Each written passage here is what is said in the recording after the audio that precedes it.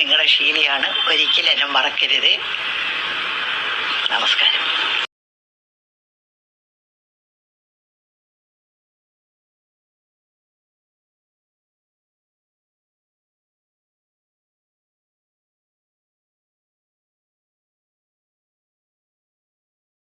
എന്റെ ജന്മദിനം എന്ന് പറയുന്നത് മാർച്ച് 24 ആണ്.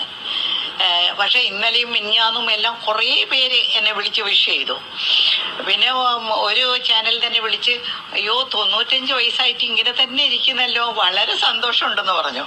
ഞാൻ പറഞ്ഞു 95 അല്ല 105 വയസ്സായല്ലോ, എനിക്കൊരു ചെറുക്കനെ നോക്കി കൊടുക്കണം കേട്ടോ, എനിക്ക് 105 വയസ്സിന് എന്ന് പറഞ്ഞു. ഞാന് എന്തിനഭിപ്രായം, ഞാനും ജയലളിതയും ഒരേ വർഷമാണ് ജനിച്ചത്.